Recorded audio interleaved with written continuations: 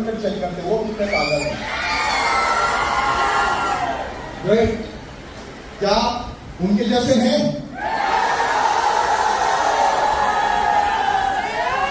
कहना चाहूंगा, दोस्ती हम ऐसी करते हैं कि दुश्मन को भी अपना बना देते हैं।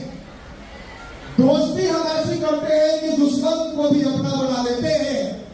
बाहर में बहुत सारे लोग ऐसे हैं जो जलते हुए दिए को बुझा दिया करते हैं, और हम उन लोगों में शामिल हैं जो आंधियों में भी दिया जला दिया करते हैं।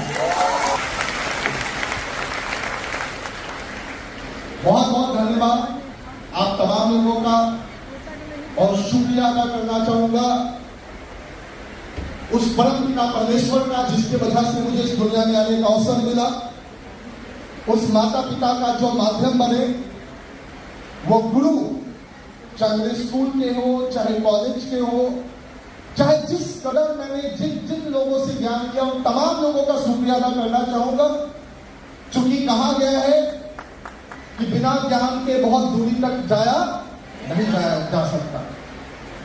और इस कंपनी ARN का तो तहे दिल से शुक्रिया अदा करना चाहूंगा।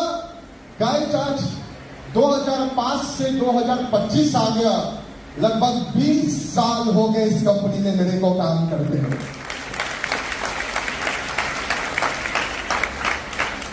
जब मैं आया था यहां, मेरे पास एक साइकिल थी,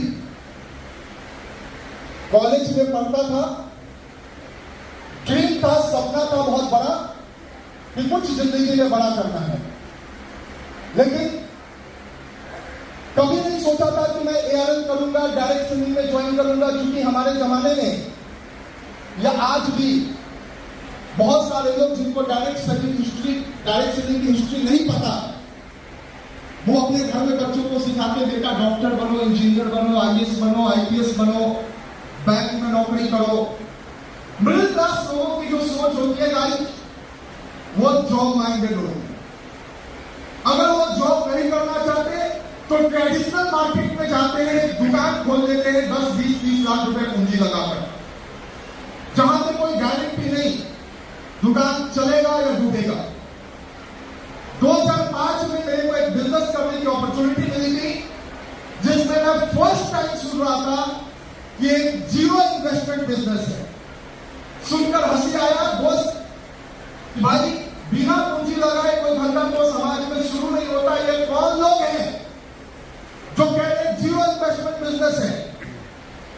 लेकिन जब गहराई से समझा, क्योंकि उस समय मैं BBA कर रहा था, bachelor in business administration, first semester था मेरा।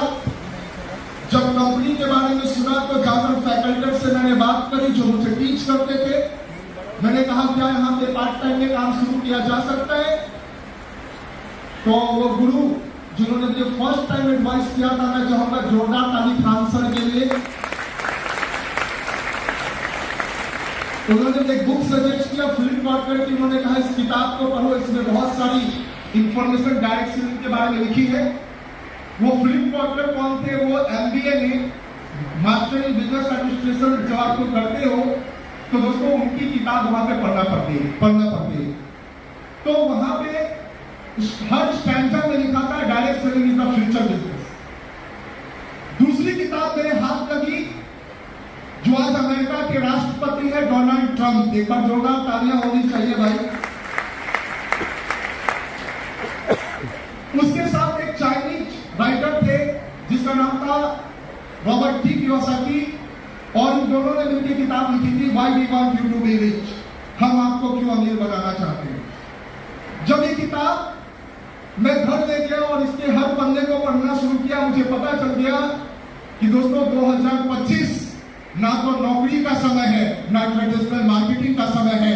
ये तो एक डायरेक्ट सेलिंग का युग शुरू हो रहा है, एक डायरेक्ट सेलिंग का अध्याय शुरू हो रहा है।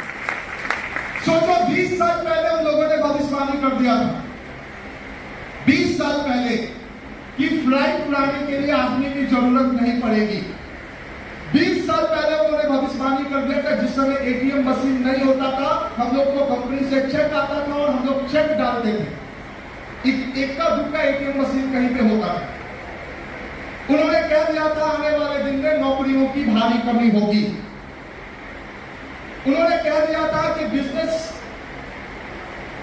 वही लोग कर पाएंगे जो बहुत पैसे वाले होंगे, या तो कोई मिडिल क्लास हो, या तो कोई हाई क्लास होगा, या तो कोई लोअर क्लास। मिडिल क्लास खत्म हो जाएगा 2025-27 जाते जाते। ये बहुत बड़ी बात थी, क्योंकि हम लोग मिडिल क्लास फैमिली थे और कोई ये कह रहा है कि मिडिल क्लास रहेगा ही नहीं। दोस्तों दिमाग उड़ गया कि भाई क्या ऐसा चीज आने जा रहा है 2025-27 में कि मिडिल क्लास खत्म हो जाएगा। जब उस किताब के पन्नों को आगे पलटा तो उसमें लिखा हुआ था technology are firing and soaring. Technology IT युग इतने तेजी से आगे जा रहा है, यहाँ आदमियों की जरूरत नहीं पड़ेगी नौकरी करने के लिए, और मिडिल क्लास तो नौकरी पे ही डिपेंड रहता है। आज आपको देखने में आ रहा होगा कि दुबई में बहुत सारी कारें ऐसी बन गई हैं जिसको चलाने के लिए किसी ड्राइवर की जरूरत। 360 डिग्री कैमरा इंडिया में भी लॉन्च हो चुका है। आज बहुत सारी प्लेन ऐसी उड़ रही है जिसको उड़ाने के लिए किसी पायलट की जरूरत। आप में से कितने लोगों ने कभी चिट्ठी लिखा है किसी को? आज चिट्ठी लिखने की जरूरत है? जोर से बोलो। पहले रोज हर शाम 3-4 बजे हमारे मोहल्ले में डाकिया दिख जाता था। आज डाकिया दिखता है क्या? खोजना पड़ता है कि कौन मोहल्ले का डाकिया कौन है। व्हाट्सएप का जमाना है, मेल का जमाना है। टेक्नोलॉजी इतनी तेजी से आगे बढ़ रही है कि दोस्तों नौकरियों में पूरी दुनिया में खतरा मंडरा रहा है। दुनिया के बड़े बड़े राष्ट्राध्यक्ष आज इसी बात से डरे हुए हैं कि एआई का जमाना आ चुका है, आर्टिफिशियल इंटेलिजेंस का, और इसमें सबसे ज्यादा खतरा नौकरी पे मंडरा रहा है, और मिडिल क्लास नौकरी के बारे में नहीं सोचता है।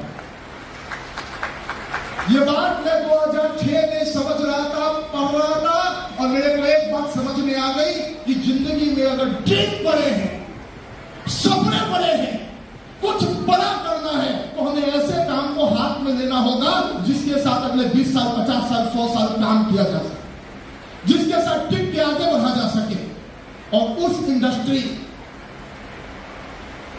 में हम सबका कैरियर, हमारे बच्चों का कैरियर बढ़िया हो सके।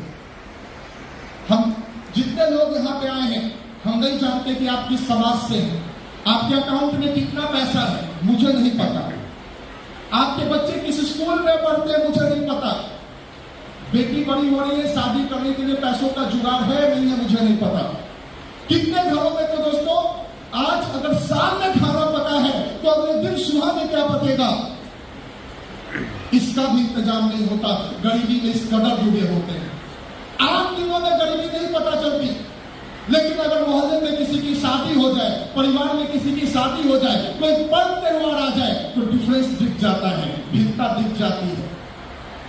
सारे लोग जो पैसे वाले होते हैं, खूब चमक दमक के तैयार होते हैं, उनकी त्योहार रंगों भरी होती है, दिवाली पटाखों वाली होती है, लेकिन एक गरीब व्यक्ति जो बच्चे का स्कूल का फीस भरने लायक नहीं है, जिसके घर में बेटी बड़ी हो रही है और वो रात में कंबल ऊपर से डाल के आंख में आंसू भरता है, पता नहीं इसकी शादी कैसे होगी। जब भी महीना होता है किराया उसको देना पड़ता है मकान का, बेटा वो हमेशा सोचता रहता है किराया मैं कहां से दूंगा। और जब ऐसे पर्व त्योहार आ जाते हैं, बच्चे कहते हैं मम्मी मुझे पटाखा चाहिए, पापा मुझे कपड़ा चाहिए। जब जेब में पैसे नहीं होते, कोई जवाब नहीं होता, और जब गुस्सा आता है तो उसी बच्चे को 2-3 थप्पड़ लगा देते हैं, शांत कर देते हैं, बच्चा भी शांत हो जाता है। लेकिन उसका क्या, जो अंदर में हलचल हो रहा है, जो समंदर अंदर में हिलोरे मार रहा है, जिसकी लहरें गरीबी की आग को डुबाने के लिए तैयार है, क्या उसको ऐसे ही जाने दोगे या उसके लिए कुछ करने की कोशिश करोगे? कितने लोग कोशिश करेंगे? दोस्तों, जब मैंने इस काम को शुरू किया मेरे हालात बहुत अच्छे नहीं थे। मिडिल क्लास फैमिली के पास सबसे ज्यादा प्रॉब्लम होती है पैसों की। मुझे समझ नहीं आ रहा था जिंदगी कैसे चलेगी, लेकिन थैंक गॉड जब ये प्लेटफॉर्म मिला, जब इस कंपनी में मैंने ज्वाइन किया, ज्वाइन करने के बाद एक बात समझ में आ गई जानना चाहेंगे क्या बात? एक बात मेरे को समझ में आ गई और वो एक बात आपको भी समझ में आनी चाहिए। कितने लोग यहाँ से आगे बढ़ना चाहते हैं? हालात बदलने के लिए आए हैं अपनी जिंदगी का। अगला दिवाली बढ़िया करना चाहते हैं, अगला दशहरा बच्चों के लिए बढ़िया करना चाहते हैं। कितने लोग चाहते हैं? दोस्तों, आप जहां पे बैठे हो और ये जहां से मैं बोल रहा हूं, यहां तक आने के लिए सिर्फ एक चीज चाहिए। ये अगर एक चीज आपके पास है तो दुनिया का कोई माइकल आपको वहां से हटक आने तक नहीं रोक सकता। और ये अगर एक चीज आपके पास नहीं है तो धरती का कोई आदमी दोस्तों वहां से आपको यहां तक नहीं लेके आ सकता, कोई नहीं लेके आ सकता। क्या उस चीज का नाम जानना चाहेंगे? जानना चाहेंगे? उस चीज का नाम है दोस्तों ड्रीम। हिंदी में कहते हैं सपना। सपना वो नहीं जो रात में देखते हो, सपना वो होता है जो खुले आंखों से देखते हैं। जब आपके उम्र वाले लोग कार लेके मार्केट में निकलते हैं, गोगल्स आंखों पे होता है, शीशा डाउन होता है, म्यूजिक लाउड होता है, धक धक धक धक। दोस्तों, यहां का धड़कन बढ़ जाता है, यहां का बीट बढ़ जाता। लगता कौन ऐसा पाप किया था कि ऐसी जिंदगी जी है। ये यहां तक, मैं यहां तक, इसके भी दो हाथ होते हैं, मेरे भी दो हाथ होते हैं। अभी क्या किया था दोस्तों? जो लोग जिंदगी में सिसक के जी रहे हैं, जो वाकई में जिंदगी बदलना चाहते हैं, आज के बाद भगवान के सामने शिकायत नहीं करेंगे कि उनको मौका नहीं मिला, क्योंकि आज वही मौका आपको मिलने वाला है और मिल चुका है। इनफैक्ट जो उज्जवल को 20 साल पहले मिला था।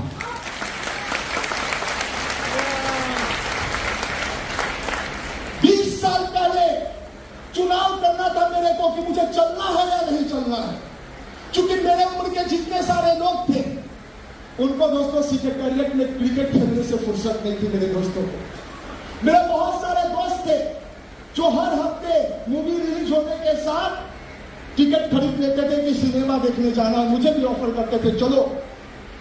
एक सिनेमा आया था देवदास, कितने लोगों को याद है? शाहरुख खान।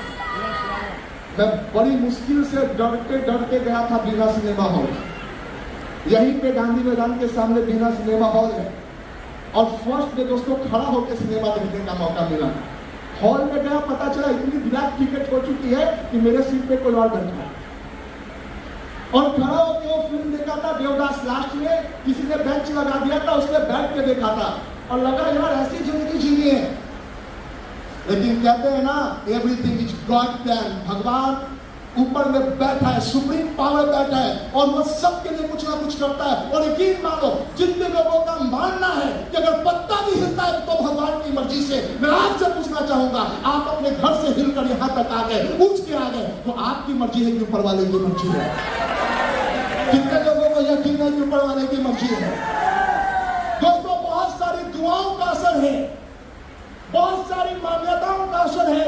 ईश्वर ने आपका दुख, आपका दर्द समझा और आपको वरदान दे दिया, तथास्तु जा बेटा, एक जगह जा रविंद्र भवन, बस वहां जाकर बैठ जाना, समझ लेना। अगर तुमको समझ में आ गया तो उज्जवल की जिंदगी बदली है ना?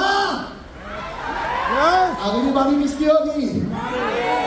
कितने को यकीन है? थोड़ा जोर से बोल सकते हैं? अगली बारी किसकी होगी?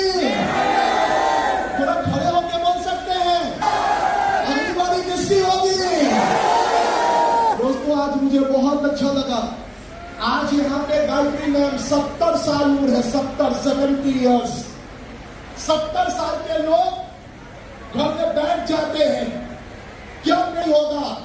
कुर्सी छोड़ देते हैं, लोग कुर्सी छोड़ने की प्रेशर बना लेते हैं। आज जो रविंद्र भवन में 70 साल की एक महिला, उन लोगों के लिए चैलेंज है जिनको लगता है जिंदगी बदल नहीं सकती। आज इतने बड़े हॉल में हजारों लोगों के बीच अपनी कुर्सी रिजर्व करके वहां पे बैठी है।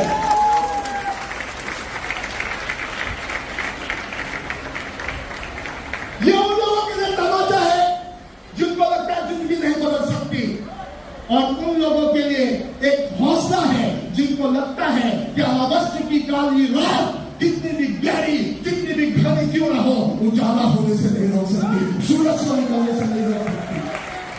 क्या कोई रात इतनी बड़ी होती है कि सूरज को रोक दे? किसी बिजली वाले हैं, मैं आपको बताता हूं, आपकी जिंदगी में अगर अंधेरा है, आपकी जिंदगी में अगर मायूसी है, निराशा है, अगर घर में बहुत कमी है, हताश मत होना, निराश मत होना, क्योंकि जिंदगी का सूरज अभी आनंद के साथ आकर निकलने वाला है।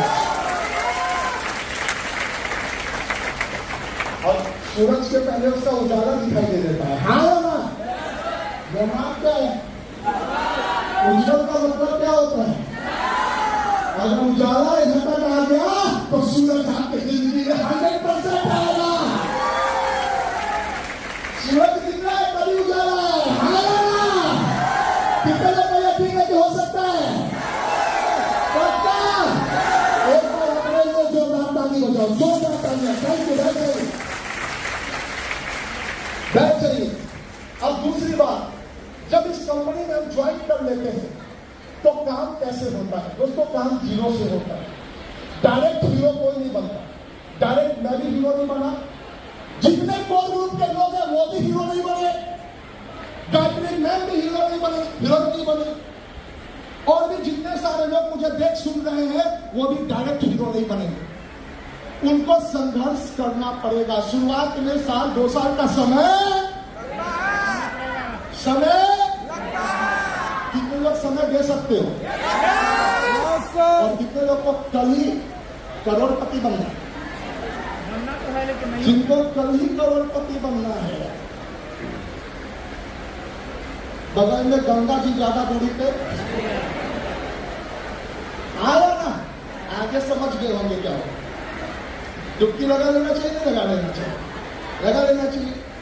कभी भी कोई डायरेक्ट पेड़ बनता है कि पहले पौधा होता है? पहले बच्चा डायरेक्ट बड़ा होता है कि छोटा होता है?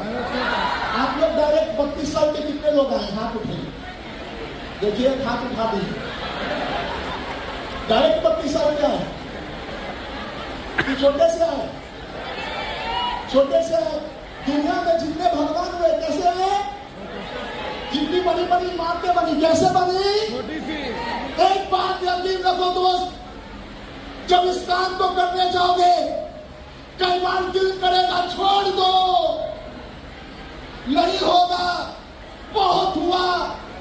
ऐसा आप ही के साथ नहीं होता, ऐसे मेरे साथ भी हुआ।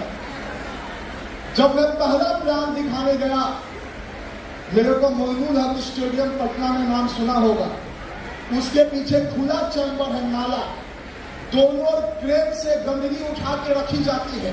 वहां पे खड़ा हो पाना 2 मिनट के लिए मुश्किल है। मैं तो पढ़ा लिखा लड़का था, मैं सोचा था यार जाऊंगा, सभी को बोलूंगा, सारे लोग ज्वाइन करेंगे। और मेरा पहला गेस्ट जिसको इन्विटेशन मिला था प्लान समझने के लिए, और वो प्लान कहाँ समझ रहा था? उसी नाले चैम्बर के सामने। बोला सर यहीं पे बताओ। उसकी एक झोपड़ी थी, मैं बैठकर उसको बताना शुरू किया, लेकिन मन ही मन सोचा उज्जवल पढ़ रहा था इसीलिए कि यहाँ पे आगे प्लान करे, इन लोगों को भी बिजनेस समझाए। मैं दोस्तों आके रात भर सो नहीं सका, लेकिन एक बात मेरे को समझ में आ गया था कि अगर जीतना है तो हिंदुस्तान की आधी से ज्यादा आबादी ऐसी जिंदगी में जी रही है, अगर उनको उठा के बड़े लेवल तक लेके जा सकता है, तेरी जिंदगी खुद बदल जाएगी। आप में से कितने लोग बदलना चाहते हैं? थोड़ा कभी कभी मन करता है बहुत हुआ, अब नहीं, अब बर्दाश्त। जोर से बोलो। मैं गया पुनपुन प्लान दिखाने, मेरी साइकिल पंक्चर थी, दोस्त से मांगी, दोस्त ने नहीं दिया, और प्लान बहुत इंपॉर्टेंट था। 7 लोग बैठे हुए थे, 15 लोग बैठे हुए थे। मेरे पास पैसे भी जेब में नहीं थे। 7 रुपए भाड़ा लगता था पटना से पुनपुन जाने का ट्रेन का, और 17 रुपए में लोग गया जाते थे। गया से कितने लोग आए? कितने रुपए में गया जाते थे उस समय? 17 रुपीज, मुझे याद है। 7 रुपए दोस्तों जेब में नहीं था। एक दोस्त मेरे को मिला, बोला कि यार इस इलाके में लोग WT जाते हैं। WT का मतलब, और जो टिकट कटवाता उसको बेवकूफ कहा जाता है। मैं बोला मैं बेवकूफ थोड़ी हूँ, मैं भी टिकट नहीं देता। हकीकत में पैसे नहीं है तो बेवकूफ कटा है। मैं बैठ गया ट्रेन पे। जैसे ही ट्रेन पहुंची परसा बाजार, भगदड़ हुआ ट्रेन में, लोग भागना शुरू किए। मैं सोचा क्या हो रहा है, एक आदमी कहा कि मजिस्ट्रेट चेकिंग है, चलते ट्रेन में मजिस्ट्रेट आया हुआ है और जिसके पास टिकट नहीं 1 महीने तक अंदर रखेगा। मेरा तो ऊपर नीचे होना शुरू हो गया कि अगर ये बात घर तक चली गई तो क्या होगा? अगले दिन क्या माँ बाप निकलने देंगे? दोस्तों, निर्णय करना था क्या करना है। ट्रेन का स्पीड धमकी धीमी हुई, लोग भाग रहे थे, मैं चलती ट्रेन से कूद गया। नीचे बहुत से पत्थर पड़े थे, पैंट फट गया, खून निकलना शुरू हो गया, दिमाग काम नहीं कर रहा था, प्लान कैसे दिखाएंगे। सामने एक भाई साहब टेलर वाले थे, उनसे दोस्तों पैंट में स्टिकर लगवाया, उसी पत्थर पे से पड़ा हुआ एक कपड़ा उठाया, पैर में बांधा और अपने डाउनलाइन को फोन किया, उज्जवल आ रहा है। 4 किलोमीटर पैदल लंगड़ाते पहुंचा, लेकिन जैसे ही उसका घर सामने था, दोनों तरह से कर दिया, एकदम लेफ्ट राइट करते हुए। अंदर दर्द से तो हालत खराब है। गया वहां पे, प्लान दिखाया, पूरे जोश में दिखाया, ये नहीं दिखाया कि मेरे साथ 1 घंटे पहले क्या हुआ है। पूरे जोश में प्लान दिखाने का दोस्तों परिणाम है कि 8 लोग मेरे साथ जुड़ गए, मेरे साथ चलने का फैसला कर लिए। जिंदगी में 2 रास्ते मिलते हैं, पहला अगर आप हार गए, हिम्मत हार गए, दोस्तों वहां के लिए चुनौती खत्म, वहां से खेल खत्म, वहां से हीरो बनने की गाथा खत्म। और अगर वहां से आपने उठने का फैसला कर लिया, वहां से चलने का फैसला कर लिया, बाउंस बैक कर गए, करोड़पति बनने से कोई नहीं रोक सकता। वो दिन, वो क्षण मैं याद करता हूं आज भी रात में, तो मेरे को अपने निर्णय पे फक्र महसूस होता है कि अगर उस खून को देख के घर लौट आते, आज यहां तक नहीं हो, शायद इस बिजनेस में नहीं हो। इस बिजनेस में अगर बड़ा बनना है, मैं फिर से पूछ रहा हूं, कितने लोगों को बड़ा बनना है? बड़ा बनना है, अधिक रहना पड़ेगा। रामायण में हमने सुना था कि एक अंगद जी थे, बलि के पुत्र, बाली के पुत्र, और वो हनुमान जी और राम जी का सारा